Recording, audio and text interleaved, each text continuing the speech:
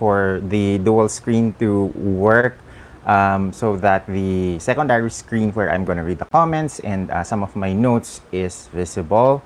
And welcome everyone who's here in our live stream this evening. The topic that we're going to be discussing is Fashion Week. And recently, in the last 2 weeks, we had the New York Fashion Week happening around September. Oh shoot, I forgot to note the dates. I think around September 9 to 14. And then we just recently finished with the Milano Fashion Week around 16 to, I think, until yesterday, if I'm not mistaken. So we will be talking for this live stream. What is the Fashion Week? What are my thoughts on the recently held New York Fashion Week and Milano Fashion Week, as well as let's dive in a little bit on the Filipina influencers who were at the Milan Fashion Week. So let's dive in immediately dun sa ating topic, and this topic is going to be sort of a mix of Filipino and English, so that yung mga hindi nakakaintindi ng ano ba ang Fashion Week, mas maunawaan ito at mas mabigyan ng kalinawagan and mas klaro, kumbaga, yung understanding of what the Fashion Week is all about. Is it about the clothes? Is it about the influencers at the show? Or is it something else? So without any further ado, let's begin with our live stream with a pasakalya muna to please give a thumbs up on our live stream, so that kayong yung mga nanonood ngayon, marami yung makakita nung ating live stream maya-maya kapag natapos na. And it will also help with more engagement and more visibility for this video as we do the live stream. Okay? So, first and foremost, let's talk about what is Fashion Week. Ano yung purpose ng Fashion Week? Ano yung mga bagay-bagay na hindi natin alam or hindi natin naiintindihan about Fashion Week? So first and foremost, the Fashion Weeks evolved at around, it's just a recent na tawag ito, it's just a recent na development, because there was no Fashion Week in the 1400s, in the 1800s. It's actually a very recent na phenomenon. And the first défilé la mode, as they say in French, started at around the time of Paul Poiret. And during his time, he would dress up models that would parade his clothes during social events in order for people to see his collections. That way, yung mga alta de sociedad will be able to take a look on what are the new designs that he is releasing or that is available for them to have custom made for them. So it started that way, and then unti-unti siyang nag-evolve. It became, a showcase of the craftsmanship of the house. It showcasing the talent of the designer. It was a showcase of what are the items that women, especially in the 1920s, 30s, and 40s, would be able to have custom made or purchase from the designer. So yun yung umpisa ng Fashion Week. It was only around, I believe in the 1970s or in the 1980s, that there was a concerted effort to have a Fashion Week that pulled together the designers to show on a certain week of the year for their spring-summer collections and their fall-winter collections. So it was, I believe, the French that established the French. Oh, I forgot the term. The French couture chamber. It was not the current name that we know it now. It was a different name back then.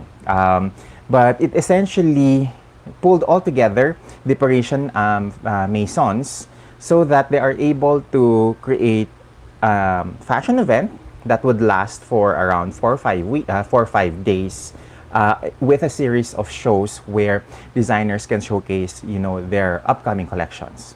So that became the start of the Fashion Week. Usually, it was around 4 to 5 days, but now it has evolved that at the minimum there would have around 5 days of shows to around 8 days, depending on the calendar of the organizer of the shows. So these shows is essentially a way for designers and brands and labels to showcase what's their next in line in terms of the collections that they have. They would usually show a season in advance. So, ibig sabihin, kung nag-Fashion Week ang Milan ngayon, ang ipinapakita nila is the spring-summer for 2025. Currently, in New York, in Milan, and in Paris, it's the fall-winter season. So, taglagas, taglamig. The fall-winter season would eventually lead for designers to showcase their spring-summer wear, so that there is an anticipation for what's going to happen in the spring-summer season.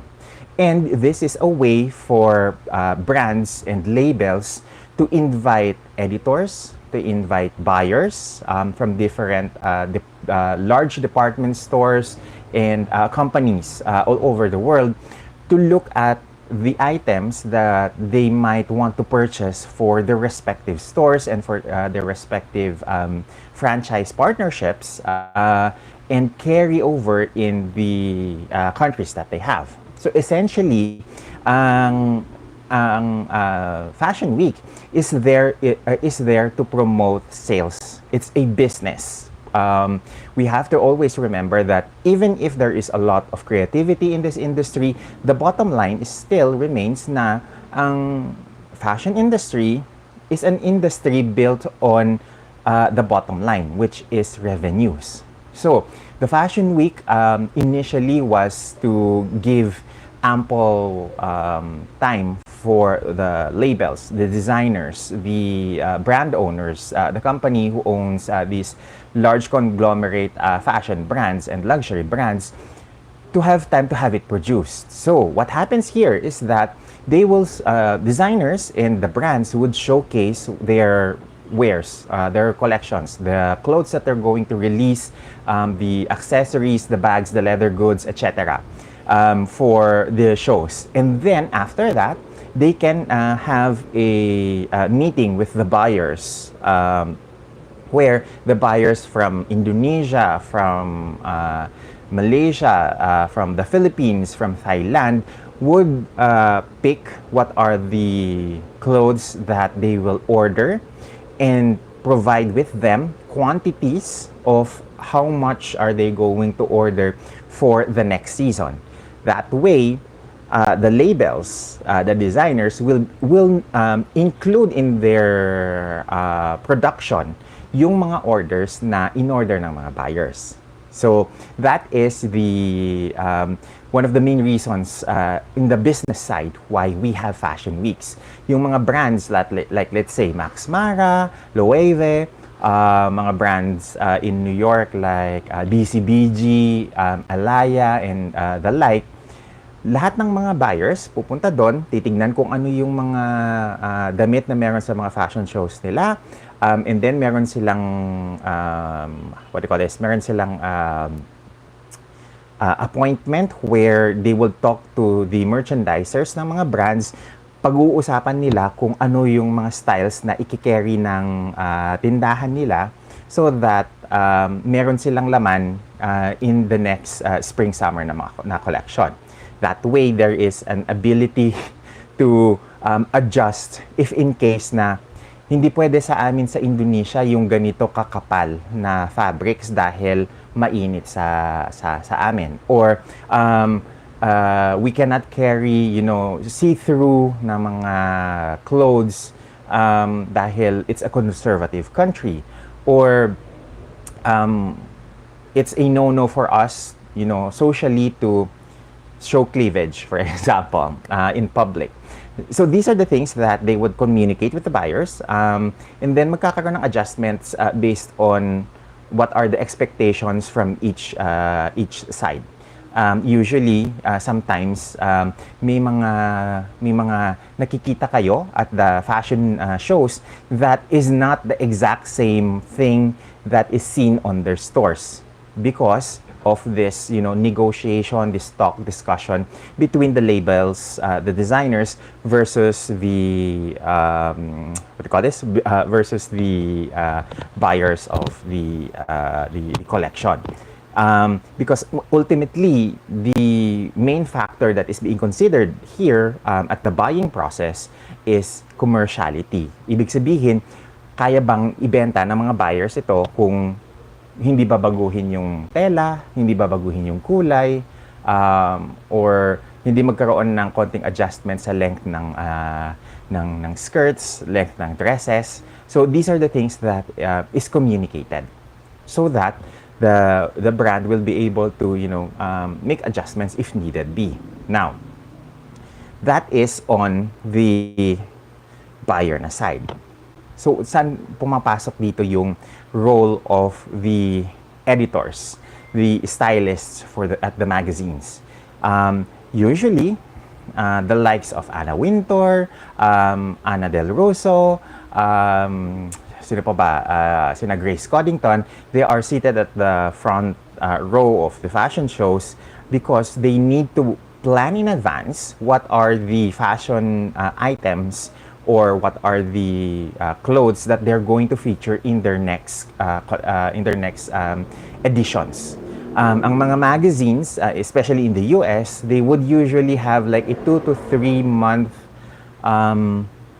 lead time from the time they start the planning of their editions to the actual production of the shoot, actual printing of the issue for that month. Excuse me. So that allows them lead time in order to borrow this merchandise, borrow these clothes, have them shoot, return it back to the brands, because these brands would usually have maybe 1 or 2 copies of the items that they have in the shows. Maybe a maximum of 5 or 12 pieces perhaps, dependent on how big the brand is. Some brands who have lots of budget for loaning merchandise, they can have as much as like 20 samples that they can send out to different magazines for borrowing. However, not everybody has that same level of deep pockets. So some of them would have maybe maximum of 5. Sometimes they even have just 1 or 2 samples that they can loan for shoots. So these clothes, once they are done with, let's say, Vogue US, they are also borrowed or loaned to other titles, whether it's V Magazine or Vanity Fair or perhaps Vogue Italia or the French Vogue. So umiikot itong mga damit na ito doon sa mga different publications. That is something that they need to do, pre-plan these shoots, these styling of these clothes, so that when it comes to when it comes to the publication or the publishing of their editions, they are in advance. Hindi pwedeng sagad na sagad doon sa deadline yung publication ng mga magazines. If you haven't noticed, the magazine editions are released maybe 2 or 1 week or 2 weeks before its issue date. So if it's September Vogue, August pa lang nasa stands na. So that way, there is ample time for the magazine to be sold out. Kasi kung ang dating ng magazine sa newsstand or sa mga bookstores where it is being sold is midway of the month. Like for example, September issue, darating ng September 15, they only have 2 weeks to sell out that magazine.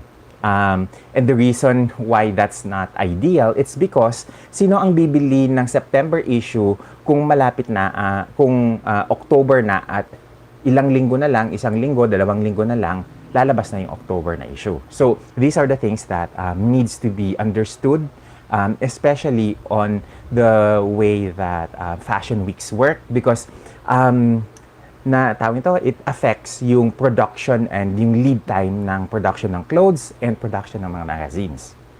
So these are the things that we really need to understand when it comes to when it comes to the importance of the fashion week.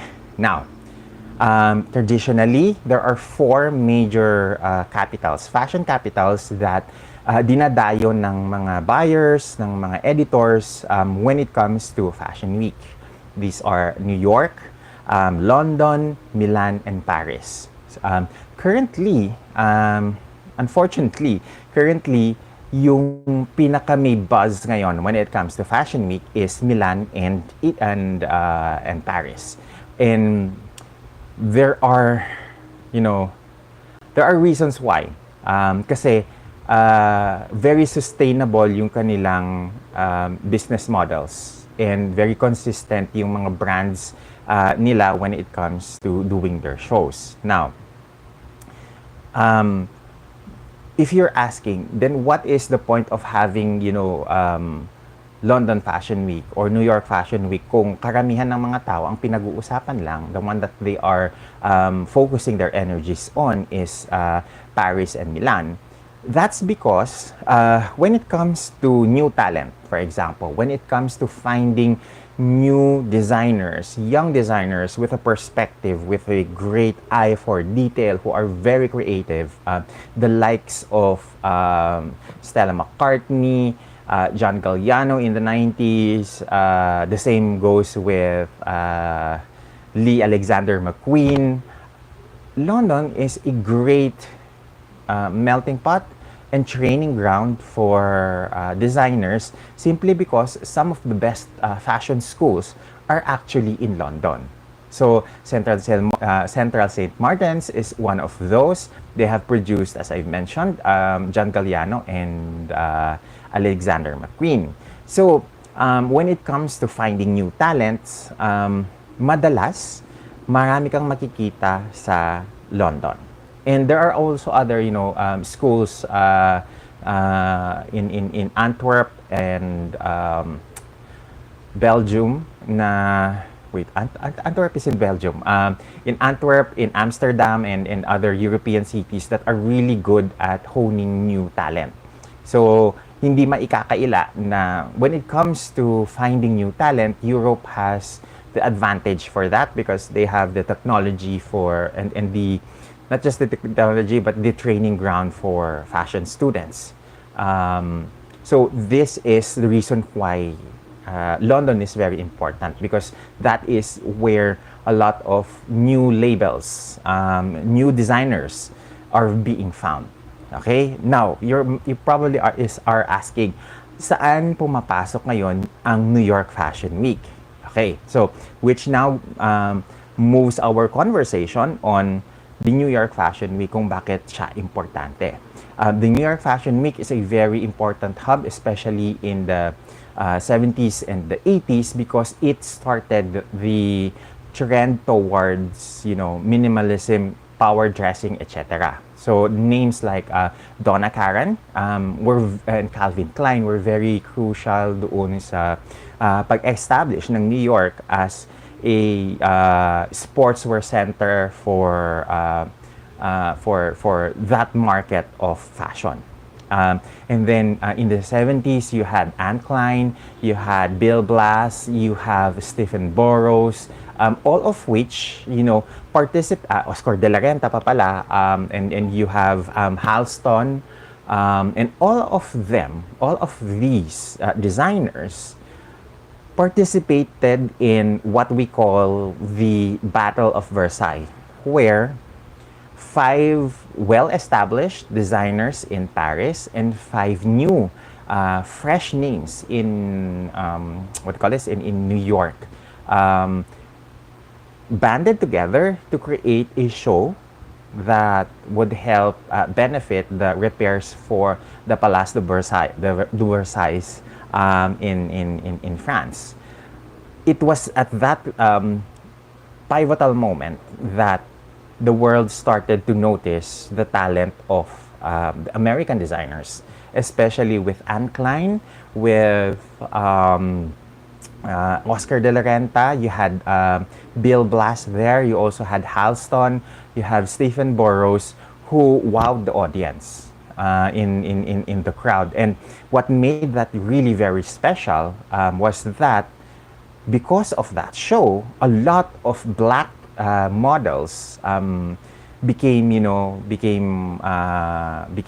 famous, and was founded by all of these French designers and had them in their shows moving forward. This is the reason why, if you look at the models of YSL in the 70s and 80s, and daming black models. You had Iman, you have Katusha, you have a lot of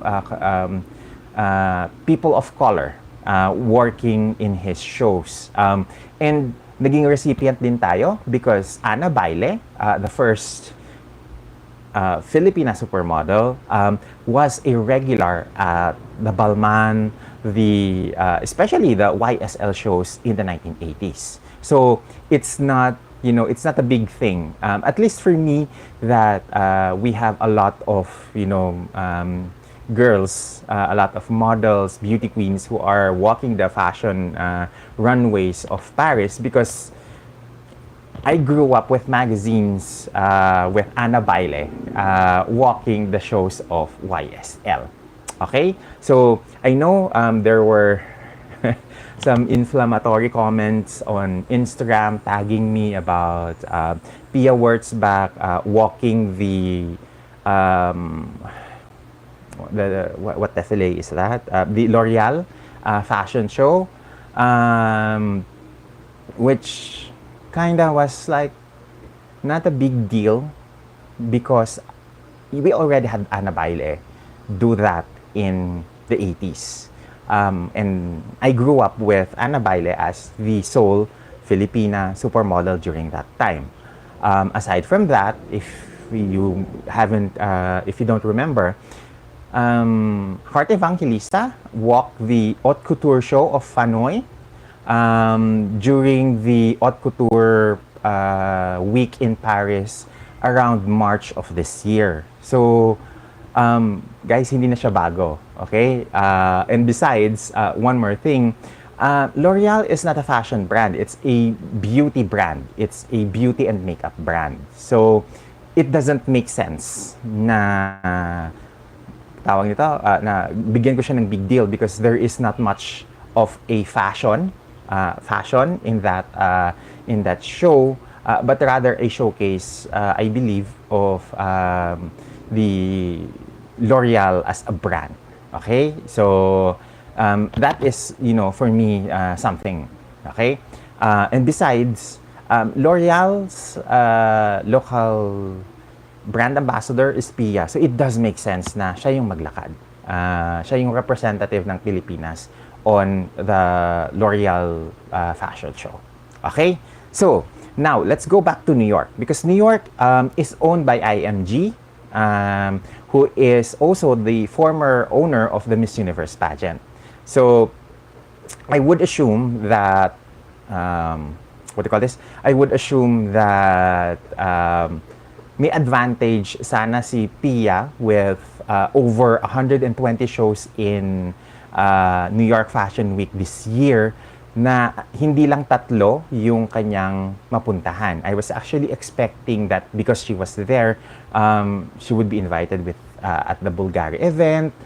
There were a lot of shows na wala siya doon. So if she had like 3 or 4, like COS, like Carolina Herrera, na hindi pa nga siya nakarating sa loob ng venue ng Carolina Herrera, and other 2 other shows. I would expect na at least kahit papano meron siyang 5 or 6 na shows at New York Fashion Week because I would assume that she still has connection with the people in IMG. So there. Going back to New York Fashion Week, there are, I think, 127 shows and events for New York Fashion Week this year.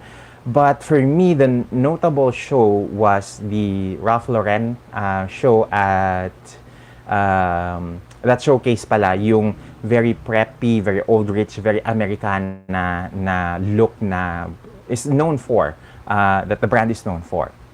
So it wasn't something really extraordinarily groundbreaking, but it's stayed true to their brand DNA. I think that is one of the things that I really appreciated with the Ralph Lauren show. It was consistent with its image.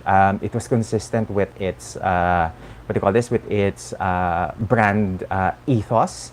And one thing that I really also like about the casting of the models in Ralph Lauren is that it showed interracial couples, interracial mga models walking together in the runway. And one of the more memorable moments for me is when Christy Turlington and her daughter walk the runway one after the other. And nauna si Christy, tapos yung daughter niya, yung kasunod, I forgot the name of her daughter though, but the lovely thing there is that Christy pioneered, the modeling career that she had in the 90s, and pinagpapatuloy yon ng kanyang daughter. So that is one of the things that I'm really, I really remember with that show.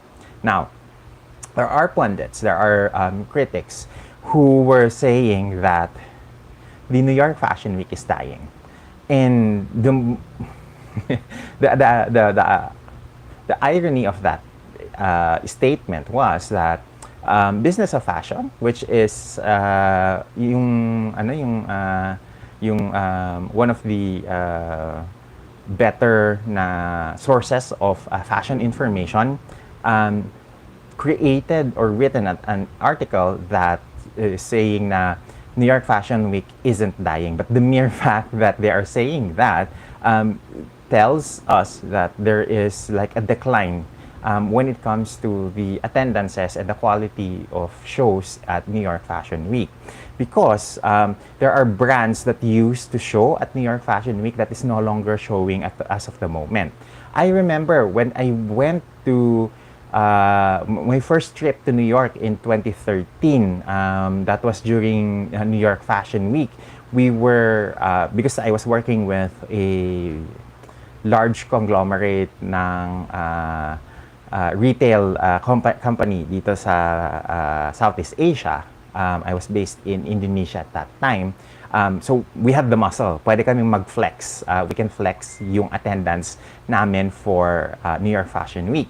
And we were invited, I believe, with... No. We were invited only on 2 shows. Max Azria, BCBG Max Azria, and Lacoste. During that time, Lacoste, being a sportswear brand, would show during the New York Fashion Week. Now, the thing about that is, ngayon, ang Lacoste hindi na nag-show sa New York Fashion Week. Balik sila sa Paris. Aside from that, some brands like The Row, yung quite famous na brand ni na Mary-Kate and Ashley Olsen, has used to show at New York Fashion Week, but now has moved to Paris. Has now moved, showing at the Paris shows, which kinda sucks because there was a lot of buzz with these brands at New York Fashion Week before. Unfortunately, because of financial constraints after the pandemic, brands like Oscar de la Renta and Marc Jacobs are no longer showing their collections at New York Fashion Week. Ang naiwan na lang are the likes of Ralph Lauren, Tommy Hilfiger, Carolina Herrera, and the like. If you remember Proenza Schuler, they were really huge names in the 2000s. They were, really very active at New York Fashion Week because they were the first, if I'm not mistaken, the first CFDA awardees ng isang trust from Vogue and the Council of Fashion Designers of America to establish and build their brand. So they are still quite present. However, they're no longer as trendy or buzz-worthy as before. And that is, very unfortunate because the brand was really very great. Before, bago nagkaroon ng Christian Siriano, it was the Proenza shoulder na was dominating the conversation on Vogue, on fashion magazines back in the 2000s and early 2010s. So, we're hoping na sana magkaroon ulit ng ganong klaseng buzz or maganong interest with New York Fashion Week, because right now, I feel that the energies have shifted to Milan and Paris. Now, as we're now talking about Milan Fashion Week, there are around 160 shows sa Milan Fashion Week, and these are not just shows but also events. When I say events, nagkaroon ng event si Vogue Italia for their 60th anniversary year. And if I'm not mistaken, Pia was one of those invited guests in that event. It was not a show, but it was just an event. Pia also, I think, had a couple of presentations, so not necessarily fashion shows during that time. So when we say, 160 shows and events, it could be just an event, it could just be a presentation of their collection, or it can be a fashion show. So, parang halo-halo na yon in that sense. For me, the personal highlights or the highlights of the Milan Fashion Week for me were first is yung it was the first show after the passing of Roberto Cavalli. So the new creative director of Cavalli invited yung mga favorite models ni Roberto sa show to walk mga iconic reinterpretations of some of the more iconic designs by the original designer. So Maria Carla Boscono, Alec Weck, Karen Elson, Eva Herzigova, Isabelle Fontana, Joanne Smalls, and Natalia Poli. So those were the 7 supermodels na invited to walk the catwalk ng Cavalli, wearing mga iconic reinterpretation of designs by Roberto himself. Now, that's the first one. The second one was for me yung opening show ng buong Fashion Week, which is the Fendi show, that kind of gave me goosebumps because I kind of remembered Karl Lagerfeld in the very clinical, minimalistic set design of the box that suddenly lifted itself up to show yung mga models na naglakad doon sa runway na nandun sila sa loob ng box. Why did that excite me? That's because Karl Lagerfeld, in his Fendi and in his in his Chanel shows, especially during the mid-2000s, had this very crazy, creative, minimalist aesthetic that it was all quite very clinical, yung mga set designs niya for the show, so that people would just focus on the clothes themselves. And I remember there was this circular column in one of his Chanel Couture shows where there was a door inside it that every time na matapos rampa, maglakad yung si model, they would go inside that that pillar. And then at the end of the show, that pillar lifted itself up to show a spiral staircase with the models on each of the steps. And yung very visual na pagbaba nila doon sa spiral staircase was for me one of the most one of the most like memorable live stream shows that I have ever witnessed. So Fendi, harkening it back to that minimalist aesthetic, for me was like a treat. like going back in time with Karl Lagerfeld, who was also the creative director for Fendi and Chanel until his passing. Okay, so then hindi pwedeng, we cannot talk about the Milan Fashion Week without talking about Madonna at the Dolce & Gabbana show that opened with an homage of Madonna's Blonde Ambition tour at the beginning. And I was really very, I was like clapping in my seat when I saw Vittoria Zaretti walking the runway, opening the show with a blonde wig on her and a black bandana at her head, with the dress that is reminiscent of the cone bras that designer Jean-Paul Gaultier did for for the tour, the Blonde Ambition tour of Madonna in the 90s. So that was for me like a great homage to Madonna, because if I'm not mistaken, Madonna is one of the current brand ambassadors of Dolce & Gabbana. Then another thing that captured my attention, although they are not as strong for me as the first three moments on Cavalli, Fendi, and Dolce & Gabbana, I was really impressed with the clothes line set design for the Moschino na show. It was very cheeky, very fun, which is really part of the brand's DNA. Moschino has always been, very cheeky when it comes to their shows. So I was impressed with that.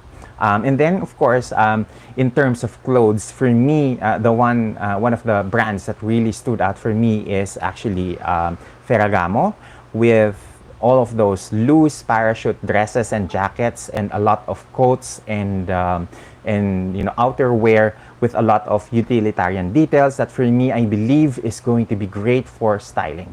There is this very asymmetrical coat with or a blazer, I believe, that is gray in color. I forgot.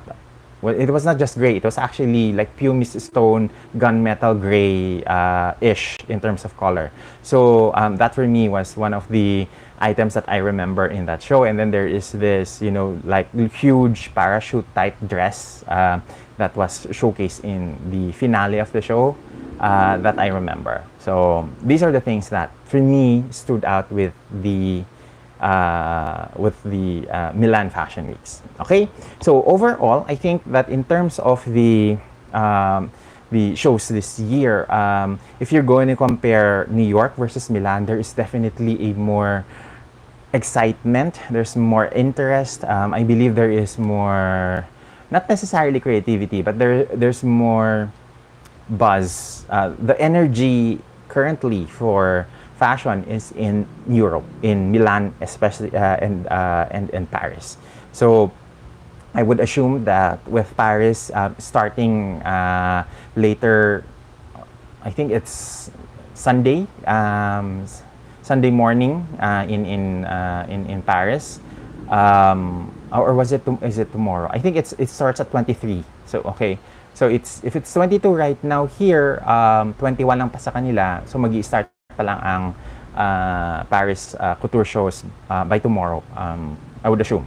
Okay? So in terms of the overall na vibes of those two shows, I think I'm a little bit more biased with the Milan Fashion Week, simply because there's more designers there that excites me in terms of their visuals. Okay, so currently we have a poll in our live stream na sa live stream natin ngayon, where I'm asking which of Heart Evangelistas looks at the recently held Milan Fashion Week is your favorite. So currently there are 4 options. There is Dolce & Gabbana, the all black look with the military gabardine jacket, and the short shorts and the black stockings, semi-opaque na stockings. That's the first option. The second option is, the very viral na Versace red dress niya that also was worn by Anne Hathaway I think it was during the fall-winter 2024 na show earlier in April, I believe. And then there's the third option, yung kanyang Fendi na look with the viral na Pat McGrath McMenamy na burgundy lip, which is, I believe, due the power of Heart Evangelista to make merchandise move, is currently sold out.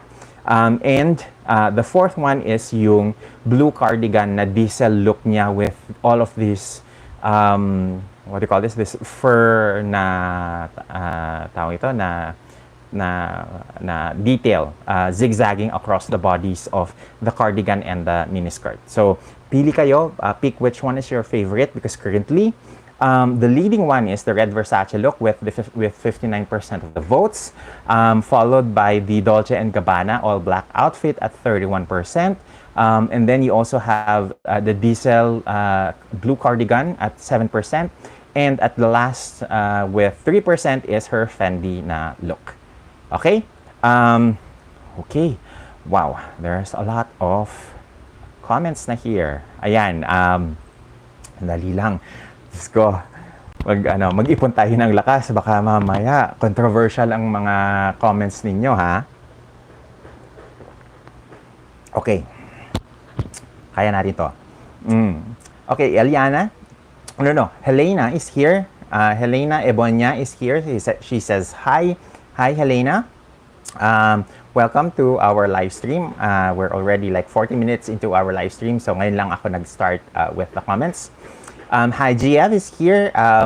He says, good evening. Looking forward to this discussion. One thing I don't understand is what is a friend of a luxury brand versus an endorser. Never heard of this before. Okay. An endorser is a globally recognized, usually a celebrity that is that endorses the brand. It is usually a lock-up or lock-out agreement between the endorser and the fashion house. Like for example, if you are endorsing, let's say, Cartier, and you are the brand endorser or the brand ambassador of Cartier, you cannot wear any other jewelry brand because technically you cannot, or you are not allowed to wear any other jewelry brand that is not within the brand's what do you call this? That is not within the brand's permission.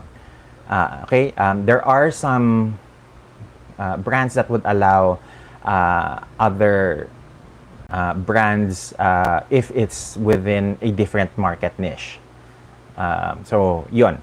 Like for example, Catriona, she is she is endorsing Dior Beauty, but at the same time, she also has a current agreement with H&M. So, hindi siya conflict. Okay? How is it different from a friend of the house? A friend of the house can be a celebrity. It can be a client that has special privileges with the house. So the beauty of a friend of the house is that if you're a friend of the house of Max Mara, Fendi, and all of these other brands, pwedeng hindi ka tali sa kanila dahil you are only allowed, or not allowed, you are only responsible doon sa mga looks that they tie up with you during fashion weeks or during special occasions or special events. So yun yung friend of the house. The friend of the house, if is a, what do you call this? It's a it has more freedom than an endorser because a friend of the house, especially if you are a client, you have, more freedom to choose which brand you want to work with. So, yun yung kagandahan ng friend of the house versus an endorser. However, a friend of the house would not necessarily have the same pay as an endorser who usually has a multi-year deal with them. Okay? Behati says, watching, heart, heart, heart, chocolate hearts. Mark Joseph Abaliera, sabi niya, do likes and views matter on social media? Mas madami po kasi ang likes ni Pia Wordsback over Heart Evangelista. May negative impact po ba yun kay Heart? I am a Heart fan. Okay, Mark Joseph Abaliera, let's demystify yung likes and hearts and interactions on social media. They affect the MIV and the EMV of the endorser, the influencers definitely. It will affect the, what do you call this, the MIV, the EMV metrics in such a way that the more engagement that you have, the better MIV that you get. However, for brands, MIV and EMV is just one of the multiple metrics that they look at. So let's discuss. This is actually something that I discuss with my college students on social media strategy for fashion. But when you are measuring the effectivity of an endorser, you have to have at least 2, 3, or 4 metrics to gauge their effectivity. MIV or EMV is just one of those because that is a performance metric that measures social media quality, that measures interactions on social media. The difference between MIV and EMV is that EMV only measures social media, what do you call this? Social media performance. So, likes, comments, shares, and saves, essentially. However, the MIV is more broad in such a way that it also takes into consideration mentions from online media, social media, and traditional media. So those are the three areas na mini-measure ng MIV. However, both MIV and EMV only measure effectivity rate on engagement, on visibility. It does not, however, measure effectivity in selling out a product or in social listening na metric when it comes to, what do you call this? When it comes to measuring, what's that word again? I forgot the technical term for that. Not just engagements eh. Okay, maalala ko yun later. I'll definitely get back on that. Wait. Sorry, nagalaw ko yung aking notes. Okay, so one of the other metrics that brands would look at when measuring the effectivity of influencer is not just the MIV and EMV. They also are going to look at yung rate of conversion nila. Like for example, if they post a if they post, let's say, one featured or sponsored post on their feed, and let's say it focuses on, let's say, a product, they measure if that product in the influencer's feed moves, if it sells out. That is what they call conversion rate, meaning gaano kalaki yung probability na mabenta yung product that is posted doon sa post ng social media influencer at gumalaw yung product na yun sa market. So case in point, recently both influencers, Pia Wordsback and Heart Evangelista, had like makeup posts in their social feed. Pia mentioned about a lipstick on L'Oreal, being the face of L'Oreal Philippines, being the endorser rather of L'Oreal Philippines. And then you had Heart Evangelista, who posted about the Pat McGrath Macmenami lipstick.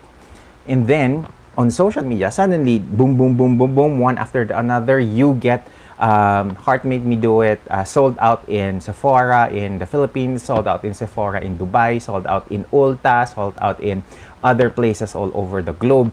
That is one of the things that brands would measure if kayang magpagalaw ng isang influencer ng merchandise. So that is the reason why when you have influencer, especially you are a brand that invests on influencer marketing, you need to have several what do you call this? Several performance metrics to see how effective the engagements are, the image that is projected, how effective the influencer is when it comes to all those different metrics that you basically measure them in. Okay? So, hindi lang isa, hindi lang dalawa, kung minsan tatlo, apat yung performance metrics na tinitignan ng mga tao ito, ng mga brands when it comes to influencers. Okay? Now, Hajiev. Love how Heart, sabi ni Hajiev, love how Heart is being covered by legit fashion press from abroad, i.e. Elle Japan, Women's Wear Daily, that's WWD for those who are not in the know, and by the brand themselves or those fashion photographers covering Fashion Week. I can't say for others who just self-hype. Ping says, magandang gabi po, magandang araw din gabi, magandang araw or gabi din, Ping, wherever you are in the world right now. If you're traveling and if you're in outside of the country, I hope you're safe, and I hope forever kang nangunguna sa mga comments dito sa ating mga live stream. So thank you very much always for endorsing the live stream and encouraging everyone to hit the like button on our what do you call this? On our episodes. Okay? Nasaan ba yun? May comment si Hajia. Sabi niya, loving as well, Catriona's partnership with H&M. It feels organic and not pilit. I agree with H&M because they're rebranding and the idea of elevating their pieces, elevating wardrobe staples in their fall-winter collection was really a smart move because I remember I've read in a just last month or just last week. I think it was last week. I just read last week that H&M was having difficulties competing with the likes of Fashion Nova, of Shein. So what they did was to rebrand their presence on their stores by going back to the basics. So they're not gonna compete with the very low prices of Shein and the likes of Fashion Nova and other online retailers because one, unlike these online retailers, H&M has physical stores. Wala yun sa wala yun sa vocabulary ng Shein, who operates mainly via online on their online presence. So it makes sense that if they want to elevate their style somewhere between the masstige and somewhere over the mass market na market segments, somewhere in the middle, right, smack in the middle, not too expensive but not too pedestrian or not too casual na mga clothes but elevated na mga classic pieces. I think that is a good way for them to elevate their brand because now it's so difficult to compete with a lot of fast fashion brands who can churn hundreds of styles within a week or two. So ganun kabilis yung fashion cycle ng mga brands na ito. So I think it's a smart move. I love the initial collections that I have seen and posted as well on social media. So do check it out because I think H&M would probably be a better alternative to fast fashion brands with this rebrand. Okay? Aurora Marie, sabi niya, Marie and Heart and Pia both hired agencies. Do they have different functions? Like for Heart to manage her collabs and for Pia to be invited to Fashion Week? I have no idea with that. I don't know yet which is the agency that represents Pia at Milan and Paris Fashion Week. And how effective are these agencies in terms of scoring invitations for them for Fashion Week? Right now, I think Heart Evangelista had 16 invites. And how many yung kay Pia? Let me see. There are 8 shows for Pia at Milan Fashion Week. So, yeah, there. Shows ha, I'm just mentioning shows as of the moment. Okay? Precious Nehemiah says, Hola. During Fashion Week, it would be interesting to understand the process of selecting attire for attendees. Do they have the autonomy to choose their own outfits, or is predetermined by the Maison? For Fashion Week, Maisons would typically send 2 options usually for the influencers and the attendees to wear. However, that is for influencers. However, there are other brands that would only give maybe 1 option for them. So they have to wear that. And it's up to the influencer or the influencer's stylist to make it work for them. Okay? And then sabi ni Precious, additionally, if an attendee receives a dress from the fashion house that does not meet their preferences, are they permitted to wear an alternative outfit of their choice? Yes, I believe so. Pero it would be better, or it would be great if they would select a different outfit but still from the same brand, so that it's just being, respectful to the brand, diba? And one additional question of Precious Nehemiah is, L'Oreal isn't a fashion house, right? It is a fashion house, but it's a fashion house that is focused on cosmetics and beauty, rather than a fashion house that focus on apparel. So, because if you look at the entire fashion industry, there is menswear, women's wear, there is children's wear, there is house and home, and then there is beauty and cosmetics. So it has different, the fashion industry has a different, kumbaga, kung merong levels, it also has different market segments.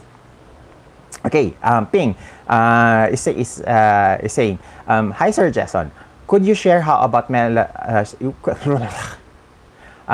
could you share how about Melanie Marquez in the fashion industry? Okay, si Melanie has been a very effective model, and she worked for various houses in the 1980s in both Paris, Milan, and New York. I think most of Melanie's work is in Milan and New York, if I'm not mistaken. I remember there was this Kwentong Cochero. I'm not sure if it's true because I haven't, when I met Melanie during the Beauty Ever After book, nahiya akong itanong. But I remember that there was this like agency in the 1980s that pinuntahan daw ni Melanie and challenged that show me your best catwalker here.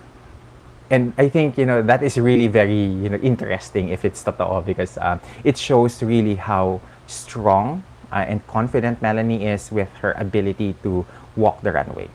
And also, one of the things na tingin ko hindi masyado alam ng mga tao, not a lot of people know that one of the models who taught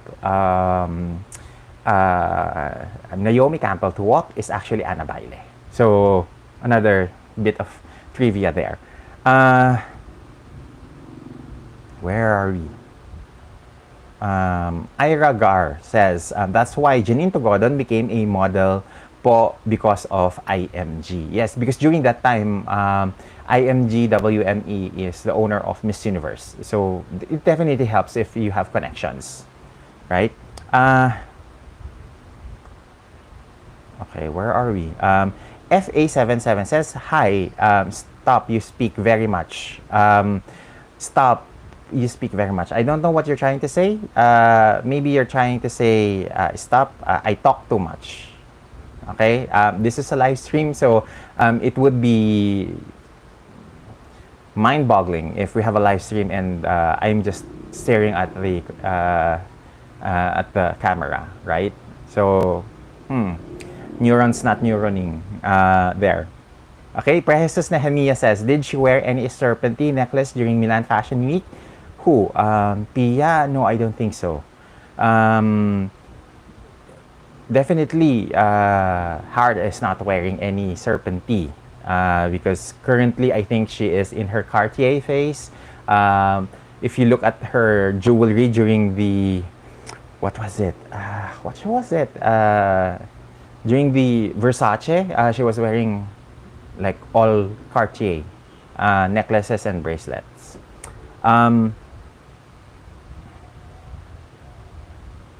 Where were we? Under Construction says, did you know that Heart Evangelista watched the star-studded L'Oreal Paris Défilé runway show from a boat as a VIP? Hashtag fact. I did not know that. Under Construction. Okay. Precious Nehemiah mentioned she loves Christy. She's ageless. Yes, I agree. And I believe there was this study that showed how symmetrical her face is way back in the 90s and 2000s. And that's one of the reasons why brands are really in love with her and do lots and lots of ad campaigns with Christy. Oh, Aurora Marie, I'm not gonna touch that. Not currently. Okay, maybe later.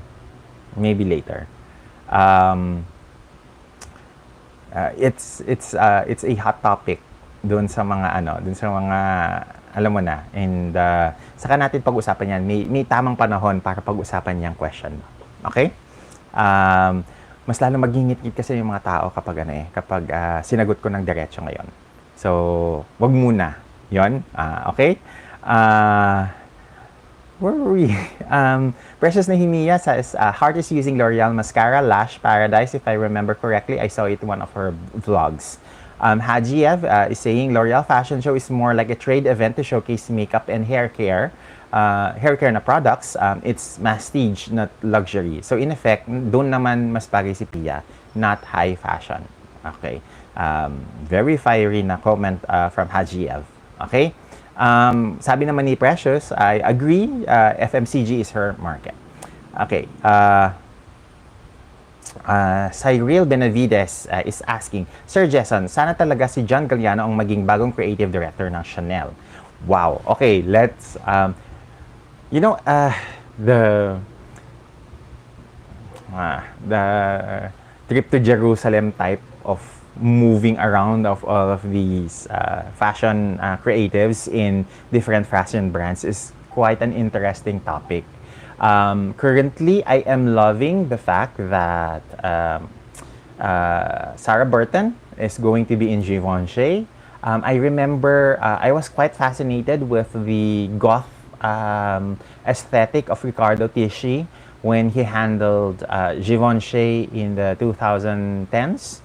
I am hoping that there is a balance between the goth fashion and the very controversial, the goth fashion of Riccardo Tisci, the controversial stint of Alexander McQueen in Givenchy, and the very old world glamour and elegance of Hubert de Givenchy, the founder. That Sarah will be able to blend it together seamlessly and balance out each and every aspect of this. Because I think what Sarah Burton did for Alexander McQueen was she commercialized the very extreme ideas of Alexander McQueen so that it's more palatable to audiences for fashion consumption. There is this topic that I usually discuss with my design students in the past, where whenever there is an aesthetic, whether it's goth, whether it's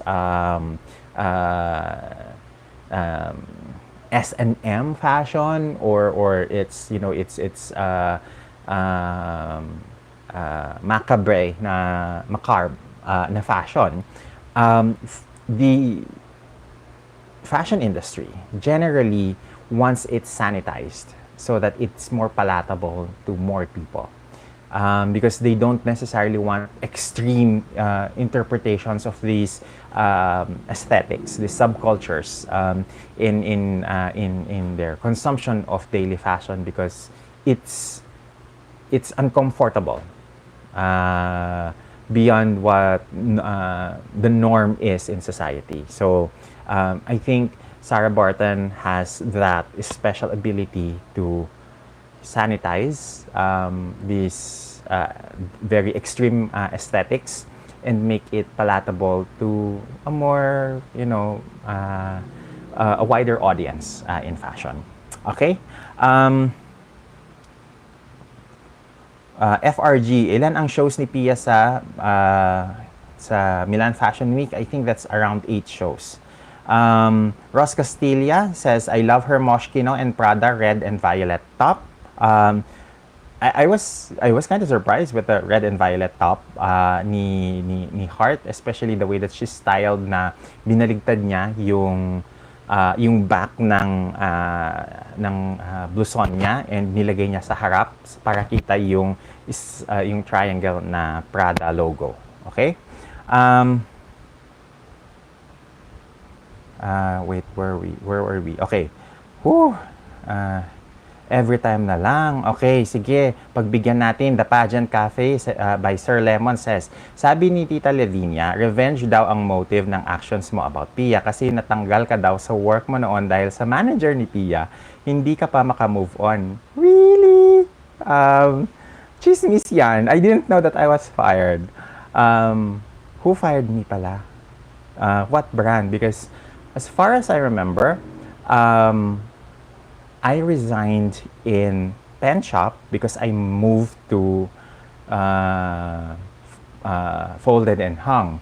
I resigned from Folded and Hung because there was a offer to me to work in Indonesia, where I handled like multiple brands ranging from Pandora, Tumi, from Lacoste Live, Next, BCBG Max Azria, Nine West, Steve Madden, and all of these, really important international brands. So I am not really sure saan nanggaling yung I was fired, because when I choose to leave a company, that's because I'm no longer happy, or there are larger opportunities that is available to me. So, hindi pa ba kayo nakaka-move on dun sa narrative ninyo, The Pageant Cafe, na all of this is very petty na tignan? You're starting to look like people who have nothing to do in their lives. Like, you don't have any career that you're building, and the best thing that you can do is create lies about other people. Kasi when I posted Espia, copycatting or copying Heart, I had receipts. So why can't you answer based on those receipts? When I said, did Pia steal a video from style.com, why didn't you check the removal of the watermark and posted it as if it was her own, and the only time that she changed or credited in her caption was when she was being called out? So why can't you base your argument on the receipts, on the screenshots? Kasi if dadalhin mo sa conversation si Tita Lavinia, Tita Lavinia is very known for her recibos when she's arguing with other pages. So why can't you bring me receipts if you're going to bring that conversation here? right? So, nakakaawa na I am moving on or with the topic with new different topics on my feed, and you're still hung up with the posts that I did 2 weeks ago. Parang it's kind of pathetic naman na. Let's not dwell on that. If you're telling me to move on, I think it's you guys that are not able to move on because I am moving on with my content, diba? So there. Mariel Gutierrez is saying, Sir Jess, anong standard nila to be invited sa Fashion Week? I remember Heart's vlog, parang invited ka as a buyer, as a press, or as a celebrity or influencer. All correct. She's right. Yun ang maganda kay Heart. When she, when she posts something, you know that it's coming from a area of knowing because of experience. So yun. Aurora Marie, can you manipulate MIV and EMV like hiring a troll farm? Yes. I think I've discussed this in previous live streams. I just can't remember which one, but parang paulit-ulit ko nang nabanggit that there is a huge possibility of affecting the MIV and EMV if you have a troll farm that shadow bans a certain personality and promotes likes, comments on what do you call this, on certain other personality. So yon. Sabi ni Ross Castilla, kumusta naman? Okay, Ross, ayokong, I'm not gonna touch there because professional tayo dito. I'm not gonna open that can of worms. Whatever gifts other people get from other people, labas na ako doon. Okay?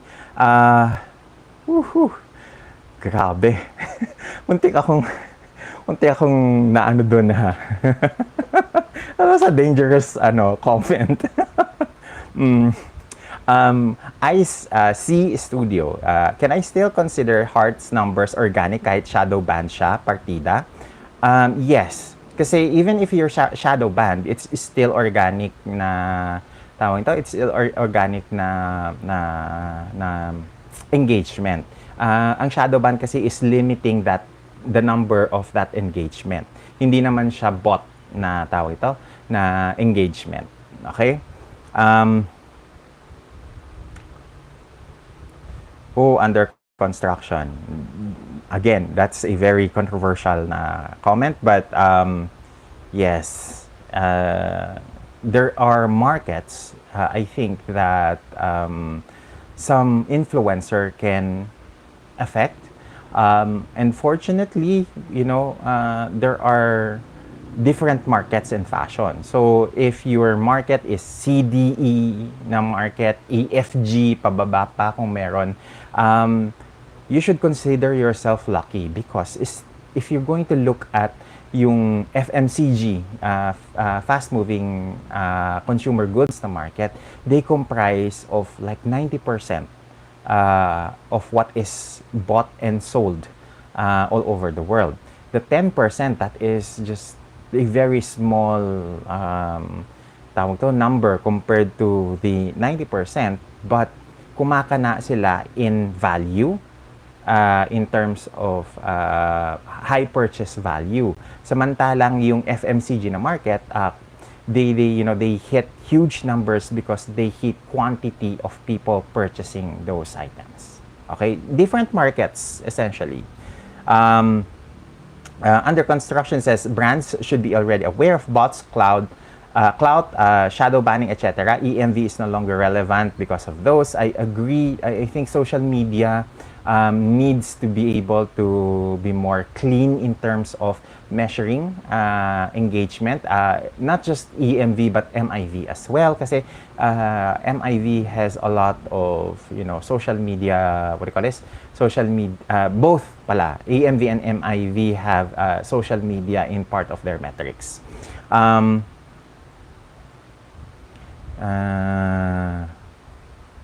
Sabi ni Wilbert Herrera, di ako makavote kasi wala akong nakita amongst the choices. Okay. Ira Gar, hi po, what's the beef between Heart and Vogue PH? I have no idea yet. Kapag mas klaro na ang understanding ko that, saka natin siya pag-usapan.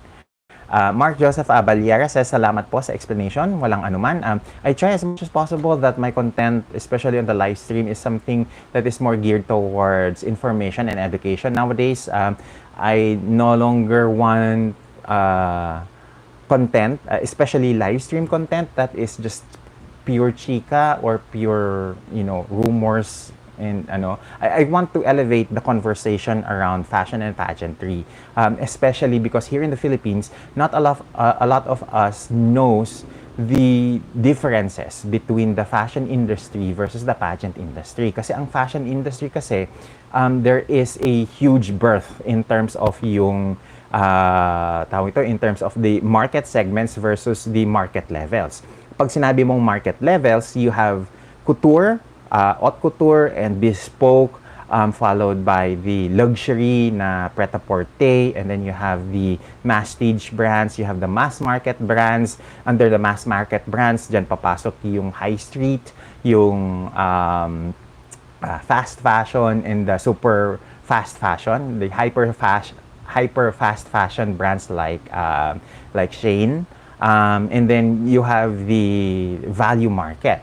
So these are your typical mga mga Target, mga ganyan na mga department stores. And then that's the levels. Kapag sinabi mong segments, you have menswear, women's wear, you have beauty and cosmetics, you have home, and then you have children's wear. So with the fashion industry, ang dami mong niche market that you can actually cater to. So, and there are even subcultures within each market. Like you have goth, you have the Harajuku people, you have the K-pop people, you have the people na ang aesthetics is streetwear, New York style. There are those naman na streetwear na Japanese style, and those are different, sub-markets of its own. Okay? Nasaan na ba to? Brigitte Ara Dorado, any thoughts on Atisa in Miss Cosmo? Well, good luck to her. I hope that she does her best in the competition. I'm also rooting for Miss New Zealand, si Frankie Russell. I'm hoping that both ladies would do well in the competition. Okay, Wilbert Herrera, bakit walang Manila Fashion Week? Okay, let's talk about that. Because before, in around 2010, 11, and 2012, I was part of the Philippine Fashion Week as one of the... I started with, in 2010, as their...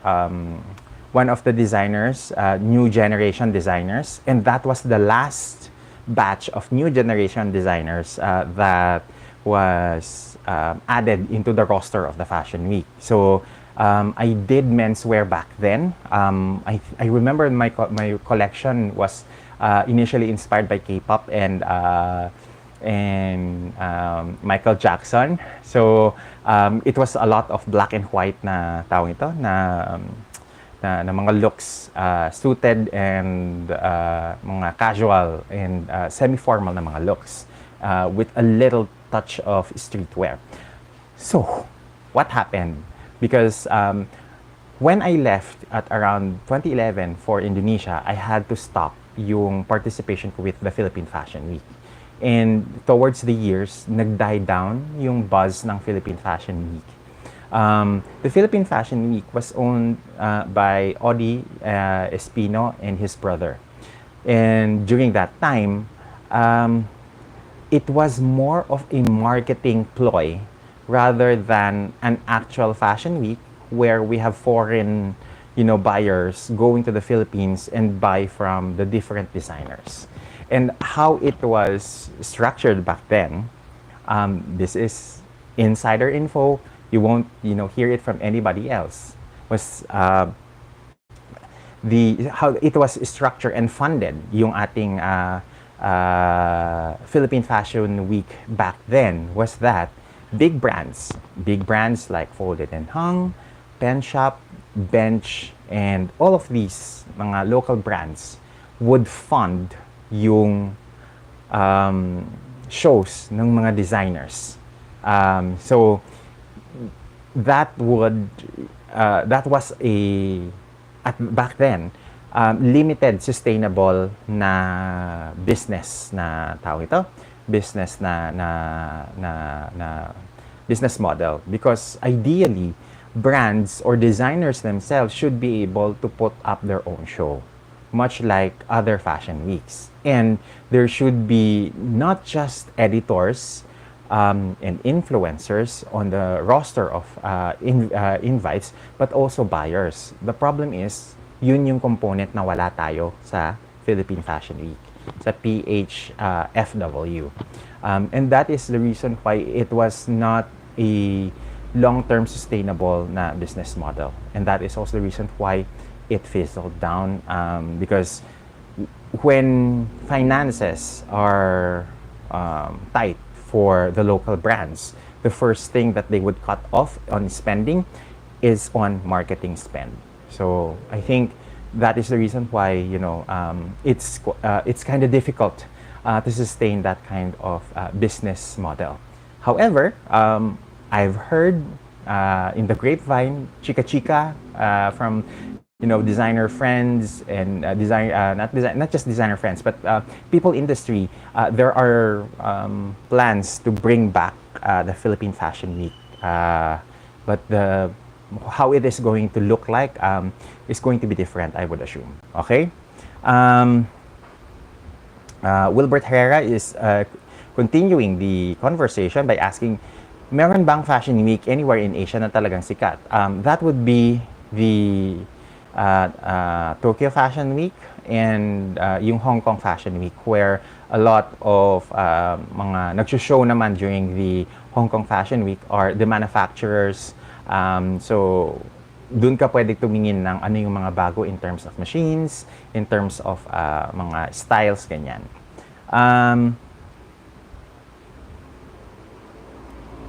Okay. So sabi ni Precious Nehemia, okay, chismis to ha. Ang comment ni Precious was, Vogue Spam Q is a friend and business partner of MR. May beef si MR and HE before, connect the dots. Okay. Ira Gar says, Sir Jason, at least you know what you're saying about the fashion industry, while those people who bash you, sorry, while those people who bash you don't have credibility. That's because I've been in the industry since I graduated in 2004. Imagine mo, 20 years na akong nagpalipat-lipat from different companies, and now I am teaching, and still, even while I am teaching, I'm still a part of the industry. So whether, you know, whether people would question wala ka namang alam, or wala ka namang credibility, wala ka namang you have nothing to show up for it, the mere fact that I have been in the industry in different aspects and sides of the industry tells a lot on what I know about this industry. I have been doing fashion shows since I was I was a student. Up until ngayon, I still part of the industry by honing minds that is going to be the people who will be working in the industry. And here's one thing. I have been to a lot of fashion schools. Okay? Aside from my degree in clothing technology in UP, I also took up strategic marketing management certificate at the UP Institute of Small Scale Industries. I took up merchandise management at the LaSalle College of St. Benilde. I took up management of luxury brands and companies with the University Boccona in Italy.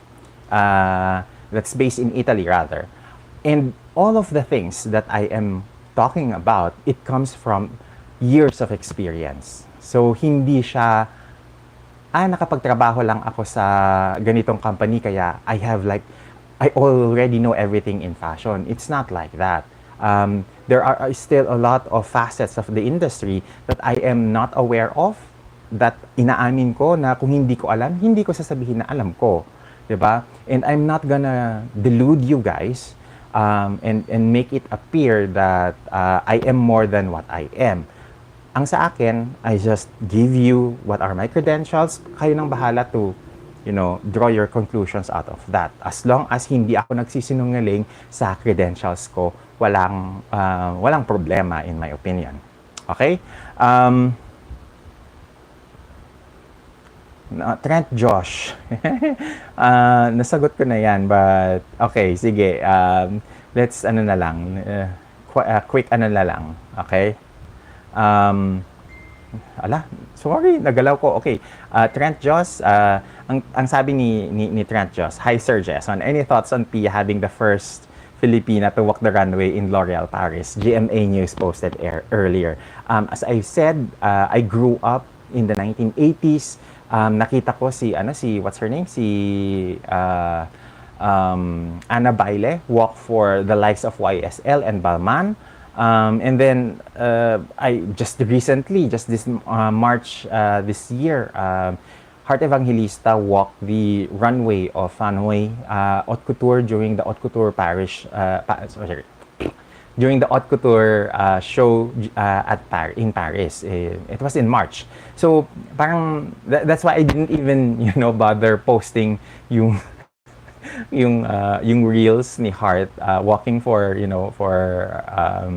Hanoi, kasi nakita ko na kasi si Anna Baile before, and si Anna Baile performer yan on stage. Alam niyo yung hawi ng buhok na ginagawa ni Naomi Campbell and ngayon ni Chelsea Manalo at the recent Miss Universe Philippines, yung hahawiin niyang ganyan. That's a classic Anna Baile move. So, if hindi ako ganun ka-excited, that's because I've already seen Pia walk New York Fashion Week for Red something. I kind of forgot.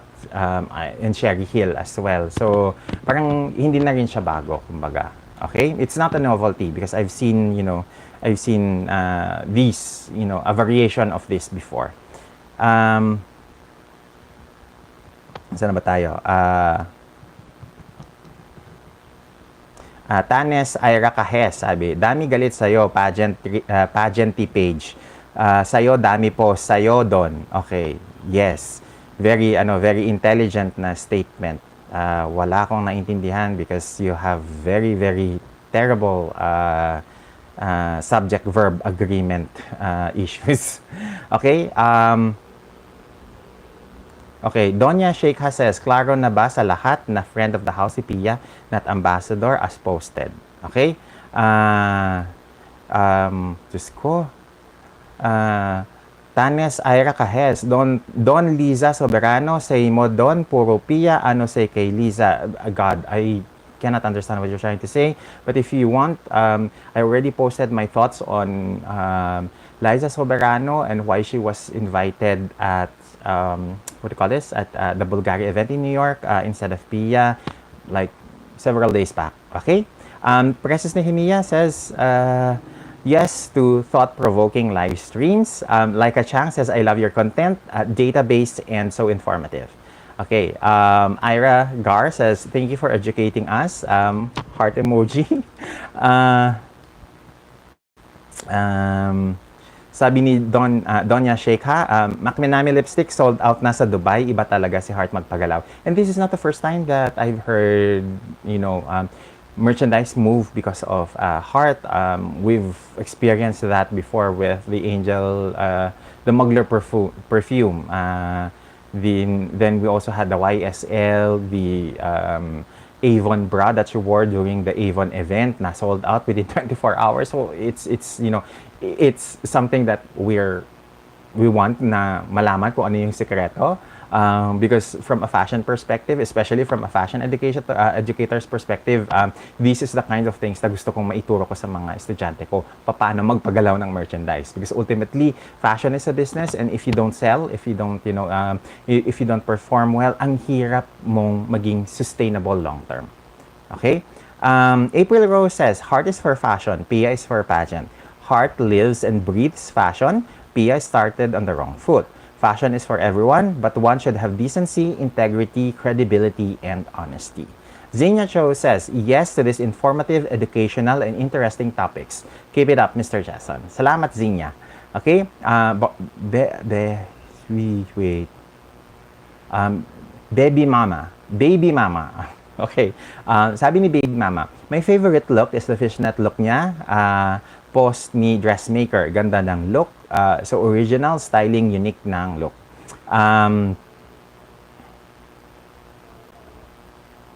Sabi ni Tanes, Ira Cahes, feeling may alam sa Fashion Week. Show, ito na naman yung subject-verb agreement mo. Paano ka ba nakapagtapos ng elementary nito? Sige, let's try to find the thought in Tanes Ira Cahes comment. Feeling mo may alam ka sa Fashion Week, sa fashion show. Try mo kayang sumama kay Heart na idol mo. Okay, here's the thing. I don't need na sumama kay Heart sa mga fashion weeks. Dahil alam ko kung ano ang nangyayari sa isang fashion show. As I said, I was a designer at the Philippine Fashion Week at around 2010, 2011. So, I know the chaos behind the scenes. I know the chaos doon sa seating arrangement. Especially kung walang seating arrangement, hindi nakalagay kung saan ang media, kung nasaan ang tawag ito, ang mga editors, kung nasaan ang mga influencers. So, I know that chaos. So, parang there's no need for me na tawag ito, na magpaka-bibo sa mga ganyan kay Heart. Dahil, una sa lahat, trabaho ang pinunta niya doon. Trabaho ang mag-Fashion Week. She is paid to create content during Fashion Week. So, ayaw kong makaistorbo doon sa trabaho niya, if ever. Kung isasama niya ako dahil it's good for, for me to, I don't know, maybe know and see the haute couture ng mga garments sa mga fashion brands, then why not if my schedule permits it. Pero hindi ko yung ipagsisiksikan ng sarili ko for that. Okay? Just as much as hindi ko ipagsisiksikan ang sarili ko on any space that I am not welcome with.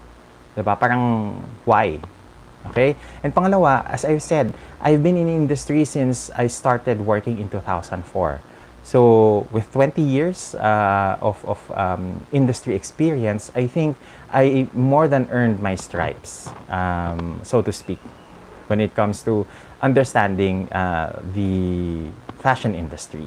Hindi ko sinasabing alam ko lahat, but at least I have more knowledge and more credentials than your average pageant vlogger or pageant content creator. So that's why there is also reason for me to expand my content, not just staying on pageants, but also to expand it to include fashion, understanding fashion as well.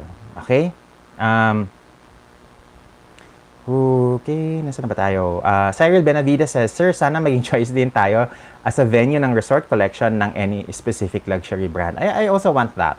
Especially now that, if you haven't noticed, there's a lot of Thai and Filipino and Korean na mga influencers at the Paris and Milan Fashion Week.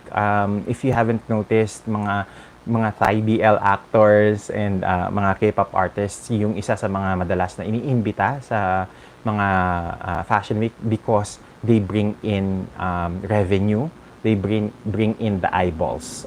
Revenue in the sense that currently Thailand, Singapore, and I believe Malaysia are the leading countries that consume luxury brands currently in in Southeast Asia.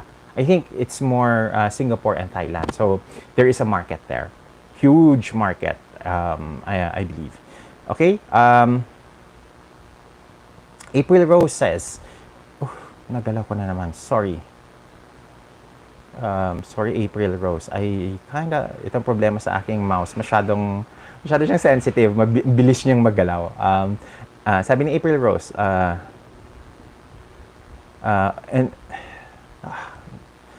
when people do wrong, they always think they are being attacked when in fact it's just actually informing or educating them. I think that's true. sad but true. Okay? Sabi ni Under Construction, I see Hart to be a creative director of one of the Masons years from now. I see Pia as a model influencer. Here's the thing. If you want to be a creative director, you need to have at least a basic understanding of construction, pattern making, draping.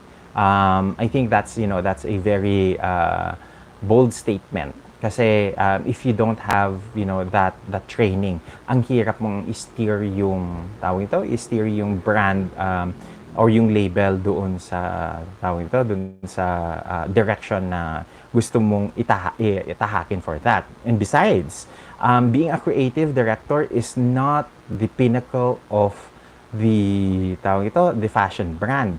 There are even higher people above you. Kumbaga, ang creative director is actually employee.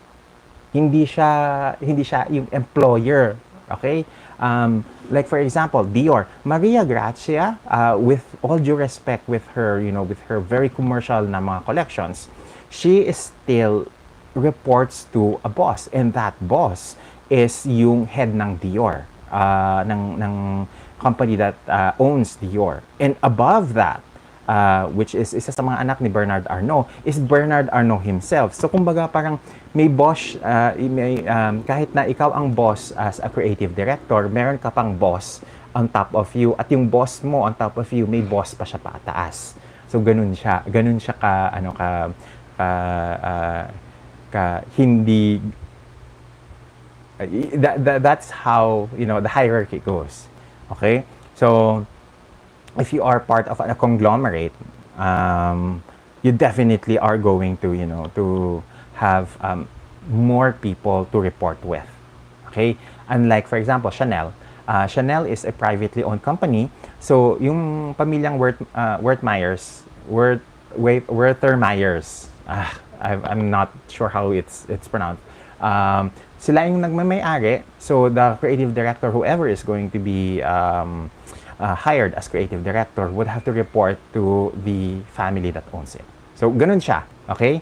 There's a lot of, a lot of behind the scenes on the business side that a lot of Filipinos don't know, and unti-untiin natin siyang i-demystify so that we all know more about the fashion industry, and that we don't create and make statements that are based on ignorance, like a lot of, a lot of trolls and bashers have been doing lately to us. Okay?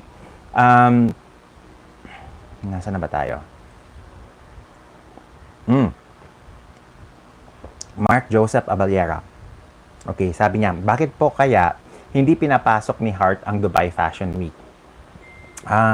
Maybe it's because kulang sa oras, kulang sa connections there, or may connections man siguro na madaling ma-achieve, but there is no return on investment. There is very little return on investment. Kasi if the people who buys into the lifestyle of Hart Evangelista are the people who are in, Europe, or in, let's say, in Southeast Asia, then it's best that she focus on the brands that has presence on those markets, right? Like for example, kahit naman front row seat sa parate doon sa mga shows ni na Fort Amato and Michael Cinco in Dubai, but if these brands don't have like a local shop here in the Philippines, parang it doesn't make sense, because the business is based there. So mas maganda actually dapat that Pia is the one who's going to Dubai Fashion Week, because she is based in Dubai. And she influenced the people in Dubai to buy from these brands. Parang, I think the Dubai Fashion Week would be much more suitable for Pia rather than Hart. Okay. April Rose continues and says, and of course, guilty ones really feel attacked. Bashers here are the ones who don't even have credibility in terms of the fashion industry. I kind of agree. They are only armchair experts without really, understanding, learning, or knowing the inner workings of the fashion industry. Okay? Wilbert Herrera says, maybe on a different live stream, a review of vintage gowns worn in pageants. I'm curious what you think about Renee Salud gowns, and I have my own thoughts about it. Perhaps, especially the ones in the, yung mga gowns that were used by Chatsilayan, by Melanie Marquez, yun, mga gawain ni Mama Renee. Phileomi says, and great content. So thank you. Where are we? Sige, I'm gonna start skipping on some comments kasi ang dami na nito. Mag-iisang oras na tayo. It's already an hour and 40 minutes since we started this conversation. Under construction, expected maraming galit kay Sir Jason na pageant pages because they preach P as a goddess, blinded about things. Sir Jason has the guts na banggain mga pages na yan. Go Sir Jess. Sabi ni Wilbert Herrera, ito na lang, you don't need to be an Olympian to know how to swim. Yes, but you do need to know the basics of what is done, what is being done at the fashion industry to understand it, because the fashion industry is a industry that has a lot of subsets, sub-industries that feed into the main industry itself, because the fashion industry, you have the marketing and the advertising na mga na subsection, which is your magazines and social media, and then you also have the logistics, which are the shipping, which takes care of this, not just shipping but distribution as well, and logistics. And then you also have the merchandising and the product development. You also have agriculture that feeds into the industry, being you have to grow cotton, you have to farm silk from silkworm, or you have to farm silk from, let's say, newer sustainable na tawag ito, na resources like lotus silk, which is a very time-consuming and painstaking na effort to do. So there's a lot of sub-industries that feeds into the main fashion industry that you have to have an understanding. Kasi kapag tinanong ka about logistics and distribution, tapos tinanong ka ano yung shipment method kung ng Zara to make sure that they have their new merchandise arrivals from the time that they posted it in their website in Spain, gaano siya katagal bago makarating sa Pilipinas. So you have to know this. You have to know yung shipping methods, you have to know yung distribution methods, so that i-explain mo ng maayos kung paano yung what do you call this, yung nangyayari sa industriya. So it's not as simple as knowing how to swim, but you don't have to be an Olympian na statement. There is a lot of complexities in this industry because it domino affects other industries that feeds into it.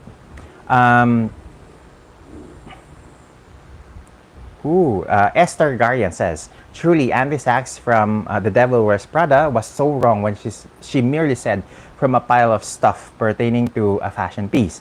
Thanks for introducing us to the world of fashion, Sir Jess.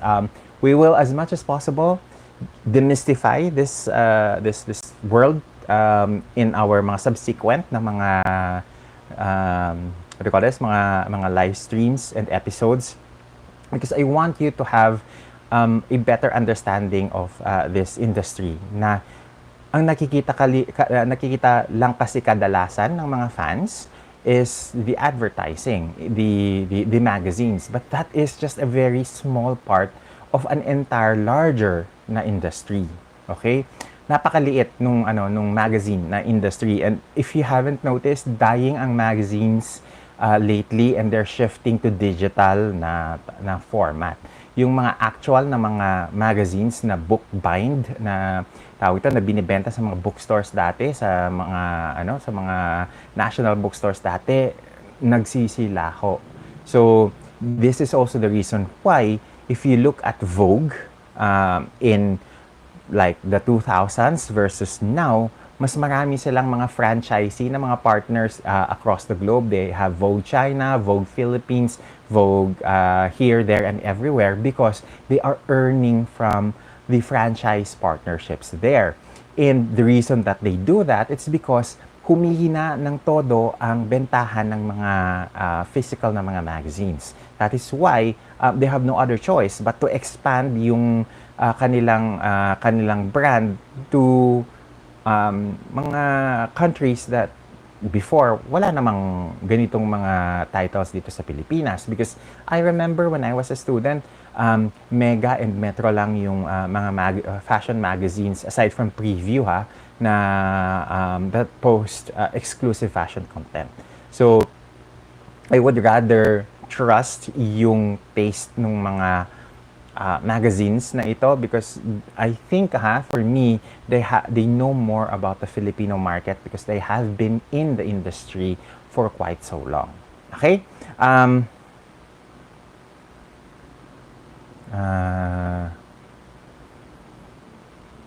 Sabi ni Wilbert Herrera, there are a lot of pageant vloggers but none would discuss topics that you take on. Hajiev says, I wonder how many Serpentina? Serpenti. Okay, I wonder how many Serpenti have P actually moved. Her fan base can't afford that. Even if they sell their lives. Grabe ka naman, Hajiev. We haven't had any knowledge on that yet. But what I do remember is that when Heart Evangelista started with the Serpenti several years back, 2 years, 3 years back, there was a point that nag-sold out sa Singapore ang Bulgari Serpentina necklace. Okay? Okay, Melandi says, hindi ko bibasahin yung pangalan mo ng mabilisan or with a different intonation. Baka maano tayo. May MTRCB tayo. Okay? Sabi niya, what are your thoughts on the fashion waste? Saw a story about enormous waste created each season. That would be a very gargantuan task to discuss the fashion waste and management of fashion waste because it has something to do with sustainability. And any conversation with regards to that topic really needs preparation to understand it at a whole larger scale because you're not only talking about waste that is created during the manufacturing process but also the waste created during the dyeing process of the textile, the waste that is created during the farming na process, the farming process na punong-puno ng mga ng mga pesticides, yung mga genetically modified ng mga cottons and mga fibers that we consume on a regular basis. Of course, the drilling of oil which is, kung saan naman nanggagaling ang polyester. So actually, if there is one thing that we should not be wearing in our garments so that mas nang mabawasan yung carbon footprint natin is to reduce the number of items we have that has huge polyester content. So those are the things na we really need to prepare in terms of making you understand the complexity and the Herculean task of understanding the wastage of the fashion industry. The way that we consume fashion is so terrible that may mga tao in the Western world, there's even a study actually in the US that on average they only wear some of their items 2 to 4 times and then dinidispose na nila because there is something new na they'd like on Shein or on Zara. So that would be a great topic, but a great topic for another day nonetheless. Okay, Under construction says, Sir Jason, pwede ka bang mag-live reaction to a Mason show live via YouTube? Gustuhin ko man, but the thing is, I have a teaching load from from Tuesday until Saturdays. So, on top of that, I now have administrative tasks in one of the schools that I teach in, because I am currently a temporary lang man na tawag ito na officer in charge, temporary OIC as a department chair. So medyo mabigat yung trabaho. So hindi ko kaya yung commitment in terms of time, dahil syempre kinakailangan ko din namang matulog, 'di ba? Kaya ko din magpahinga, kumain, maglaba, magluto, maglinis ng bahay, di ba? So wala na akong oras for all of that if I do that. Okay? Cavalli Party 2024 says, you got a lot of flack from pageant pages, but you're the only one who takes it like this. You're still here, albeit growing slowly. I commend your tenacity. Thank you. We've always known that we wanted to be a voice of authority when it comes to pageant and when it comes to pageant and fashion. We don't want to build a huge following without establishing that kind of integrity, credibility, and authority first. So I am happy with a slow growth, as long as it's growth nonetheless. For me, the statement that Heart Evangelista usually say about perfection is not of this world. I believe that because for me, I'd take progress over perfection any time of day. Okay? Wilbert Herrera, just curious, did you keep any old-fashioned magazines? Which one? God, I wish I did, because there is this a catalog by my Tita Belen, my late Tita Belen, who has this thick catalog of patterns and styles from the 1950s. I remember my Tita Azora, who's a doctor, has this very gorgeous Dior dress from the 1940s. And then I believe some of my titas in the provinces have like huge stacks of magazines from way back. So I don't know. I don't know what happened dun sa mga magazines na yon ngayon, if they're still alive or existing, because I remember there was this very rare vintage photo of Margie Moran with in black and white with what do you call this, with with her first runner-up, I forgot her name, Jones something, yung kanyang last name, na part of a very old magazine pa. So those things, I wish I knew its value back then. I don't know where they are now. I remember that there's a lot of Vogue magazines in the University of the Philippines CHE na mga classroom, in one of our classrooms. I don't know where are those magazines now, but I remember reading them back then as a fashion student. Okay,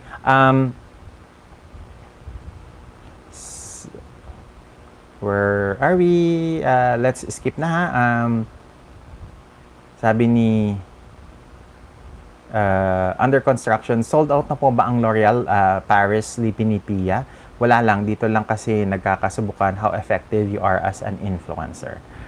Wilbert Herrera says, that's another topic I would want to hear from you, sustainable fashion. We'll try to do that in the future. Okay? Cavalli Party 2024 says, I bought that Dior Rouge 99 from Heart. The lippy isn't staining even the tissues. I'm gonna check that out later. Yung tawag nito, yung ano yung shade na yun, because I can't remember kung saan niya pinost which reel. Okay? Ira Gar says, wow, your credentials. Clap, clap, clap. And yet you are still approachable. So thank you very much. Now, before we end our live stream, I just wanted to just a quick run through dun sa mga Pinays at the Milan Fashion Week, because we had Max Collins at Cavalli. Max Collins pala at Cavalli. We have Ann Curtis at the Gucci show. Pia Wurtzbach was at 8 shows. Bali, Ferrari, Missoni, Moschino, Tod's, Prada, Max Mara, and Fendi. She also went to the Vogue Italia 60 event. And she posted content din pala doon sa presentations ng Loro Piana and Brunello Cucinelli. Heart Evangelista, she mentioned that there are that there are 16 shows that she is invited with at the Milan Fashion Week. It ranges from Dolce & Gabbana, Fendi. I think she was at what do you call this? Max Mara, Moschino, and a lot of brands that I cannot remember at this point. Yung 16 na yon. But of that 16, there were 2 that she wasn't able to attend. Simply because one, she had a endorsement or a campaign going to be published somewhere in November, and I think you all know that's going to be Dolce & Gabbana, and the 2 shows I believe na hindi siya nakapunta is Bali and Vivetta. So yon. So overall 14 shows, which is like, if there are 5 na tawag ito na days ang fashion week ng Milan, or 5 or 6 days, kinakailangan niyang siguro tumakbo 3 shows every day, so which is going to be very hectic, and very very taxing din. Kaya I understand din na may mga shows din siya na hindi napuntahan. Okay? Some IG questions that was submitted earlier that I wanted to take into, into the conversation tonight before we end. Okay? The first one is from Nika Laudion. Sabi niya, your top 3 best dressed Pinoy celebs at Milan Fashion Week, and what you expect them at Paris Fashion Week. Honestly, hands down, I think it was Milan Fashion Week was dominated by Heart Evangelista. Honestly, top 3 best looks for me, I actually have a top 4 na best looks, and they are the option dun sa poll natin.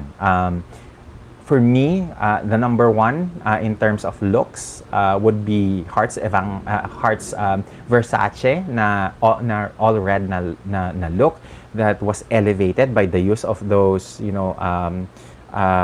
red gloves to counter, the all red outfit with a black bag. So from shoes to gloves to the dress na leather, it's all in red. Tapos it's counterbalanced by a flowy hair in black and a clutch in black. I think that was her best look, or the best look among the Filipina fashion influencers in Milan this year. Second on my list is not a popular choice in the poll, which is the blue cardigan na diesel look, because for me, I love the fact that it is both very interesting in terms of detail and in texture. If you look at the cardigan that and skirt combo that Heart wore for the diesel na show, it had both tactile and visual texture, so it makes it really, something na gusto mong hawakan, makita in person, especially yung mga fur parts of the outfit.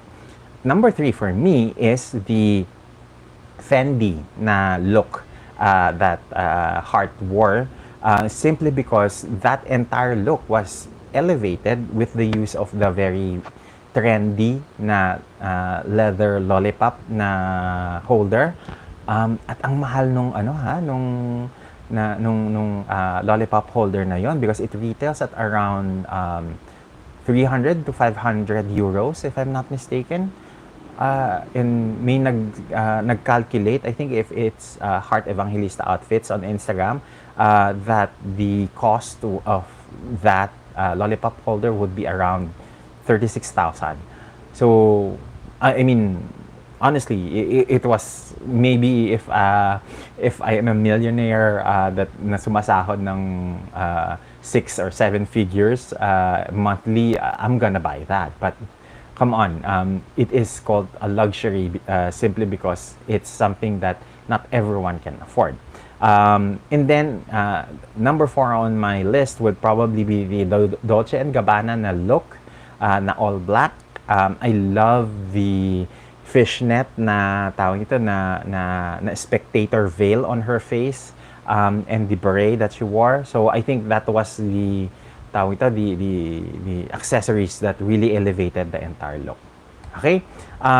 Currently, as I'm looking now over the poll here, 55% agrees with me with the Versace na look, the all red na Versace look at 55%, followed by the Dolce and Gabbana na all black na look with the with the military jacket in gabardine. And then number 7 is Fendi na look, and yung diesel na look niya at the last with 6%. So there. Let's end now the poll, and I think that's that's really says something about that very viral na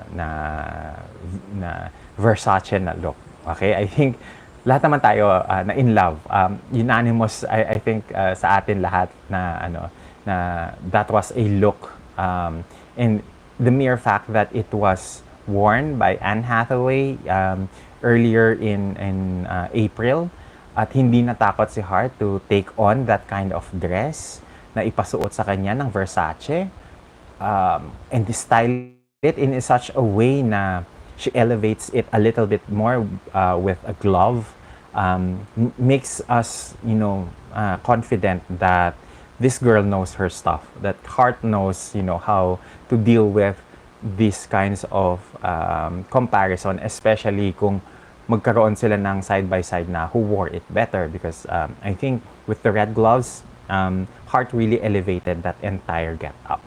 Okay?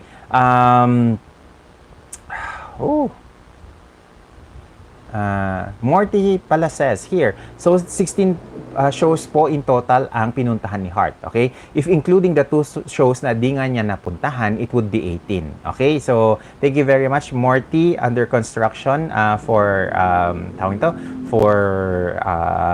clearing that up.